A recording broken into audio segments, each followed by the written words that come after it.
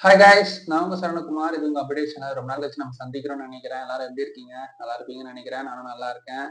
சரி, இந்த வீடியோல நம்ம எதை பத்தி பார்க்க போறோம்னா, கருப்பு. சூர்யா அவர்களோட நடிப்பிலையும் ஆர்ஜே பாலாஜி டைரக்ஷனும் ரிலீஸ் ஆயிருக்கு. ரொம்ப சூப்பரா இருக்கு இந்த மூவி.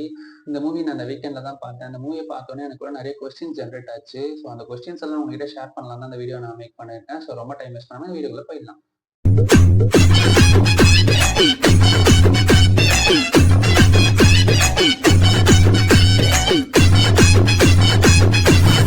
கருப்பு மூவி யாரெல்லாம் பார்க்கலையோ அந்த வீடியோ பார்க்காதீங்க, அவாய்ட் பண்ணிட்டு போயிடுங்க. இதுக்கு முன்னாடி ஸ்பாயிலர் நான் சொல்லிடுறேன்.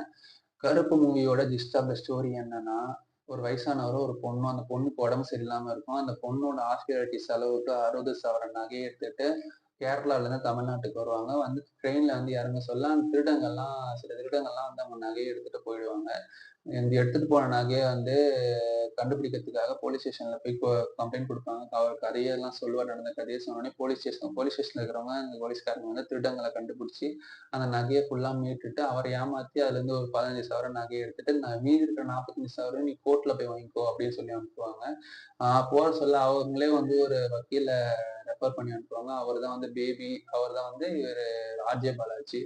அவர் வந்து அவர் தான் வில்லனு. அவர் வந்து அந்த நகைய அவங்களுக்கு குடுக்காம வாய்தா மேல வாய்தா வாங்கி, இந்த நகைக்காக ஃபீஸ் அதிகமாக்கி அவர் கையில இருக்கிற அந்த காசெல்லாம் எப்படி வாங்கி யூஸ் பண்றாரோ, அத பார்த்து மனம் உடைஞ்சு போன அந்த ஆள் வந்து கருப்பசாமிக்கு வந்து மொளகா அரைச்சு போட்டுருவாரு. அந்த மொளகா அரைச்சு பண்ணோனே, கருப்பசாமி வந்து மேல இருந்து இறங்கி வந்து உங்களுக்கு வந்து நகைய வாங்கி தரேன்னு சொல்லி, அந்த கதை அப்படி எடுத்துட்டு போயிருப்பாங்க. அந்த வாங்கி தரும்போது அவர் ஃபேஸ் பண்ண ஸ்ட்ரகிள்ஸ் தான் வந்து அந்த கதை. இதுக்கு நடுவுல இன்னொரு கதை ஒண்ணு இருக்கும்.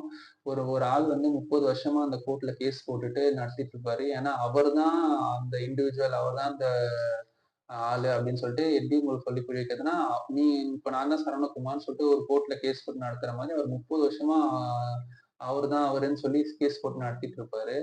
அந்த 30 வருஷம் ஆனாலும் அந்த கேஸ்க்கு ஜட்ஜ்மெண்ட் வராம அவர் அங்கேயே வேலைக்கு சேர்ந்து இருப்பாரு. இதெல்லாம் ஒரு விஷயமா எனக்கு தோணுச்சு. அதுக்கப்புறம் இந்த படத்த வந்து முடிஞ்ச அப்புறம் எனக்குள்ள நெறைய யோசனை வந்தது. என்னடா இது! இது வந்து ரியல் லைஃப்ல நெறைய சிங்க் ஆற மாரி இருக்கே! அப்படின்னு சொல்லிட்டு யோசனை வந்துச்சு. இப்போ ஒரு போலீஸ் ஸ்டேஷனுக்கு போறோம்னா, இப்போ நம்மளோட குறைகள தீர்க்கிறதுக்கு தான் போலீஸ் ஸ்டேஷன்லயே தப்பு நடக்குதுன்னு சொல்லிட்டு எனக்கு ஃபர்ஸ்ட் 2. 2வது வந்து இவர் வந்து நீதிமன்றத்துக்கு போறாரு. நீதிமன்றம்ன்றது வந்து எல்லாருக்கும் நீதிய குடுக்குற ஒரு இடமா கருதப்படுது. அதாவது தான் நீதிமன்றம். அங்க இருக்கிற ஜட்ஜ் வந்து கடவுளா கருதப்படுறாரு. ஏன்னா அவர் குடுக்குற ஜட்ஜ்மெண்ட் எல்லாமே வந்து எங்க போனாலுமே அதுக்கு யாராலயும் அவாய்ட் பண்ண முடியாத ஒரு ரைட்ஸா இருக்கும். ஸோ அவர் ஜட்ஜா இருப்பாரு. அப்படி இருக்கிறவங்களே இப்போ காசு வாங்கிட்டு ஒருத்தருக்கு வந்து தப்பா ஜட்ஜ்மெண்ட் குடுக்குறாரு. ஃபார் எக்ஸாம்பிள் நான் ஒரு தப்பு பண்றேன்னு வச்சுக்கோங்களேன்.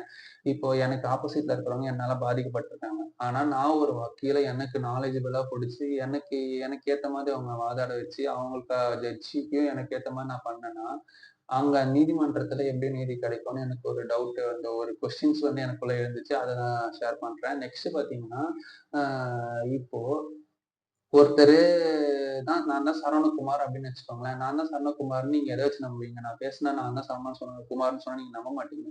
நான் வந்து என் பர்த் சர்டிபிகேட், ஆதார் கார்டு அது இதுன்னு நெறைய உங்ககிட்ட குடுத்தா தான் நீங்க வந்து நான் தான் சரவணகுமார் நம்புவீங்கன்ற ஒரு உலகத்துல நம்ம இருக்கோம். வாய்மொழி வார்த்தைகளுக்கு ஒரு மரியாதையே இல்லாத இடத்துல வந்து இருக்கிற மாரி எனக்கு வந்து ஒரு ஃபீல் ஆச்சு. அந்த மாரி நான் இப்போ போய் கோர்ட்ல அவங்கவங்க கேஸ் போட்டீங்கன்னா நெறைய கேஸ் இருக்க தான் செய்யுது. அவங்க வந்து உண்மையாலே அந்த ஆள்களா இருந்தாலுமே அவங்க 30 வருஷம், 40 வருஷம் போராடி அதுக்கப்புறம் அந்த கேஸ வாபஸ் வாங்கிட்டு போயிடுறாங்க. அந்த மாரி இருக்கு. இப்ப அது மாரி தோண சொல்ல காலம் தாழ்த்தி கிடைக்கிற நீதியும் அநீதி தானே! அதுல எங்க நீதி இருக்கு? இந்த மாரி நெறைய கொஸ்டின்ஸ் வந்து எனக்கு இந்த மூவிய பார்த்தோனே எனக்குள்ள ஜெனரேட் ஆச்சு. இது மாரி உங்களுக்கு எதனா ஜெனரேட் ஆயிருந்தா இந்த கமெண்ட்ல நீங்க வந்து போடுங்க. நான் அதையும் பார்ப்பேன் நானு.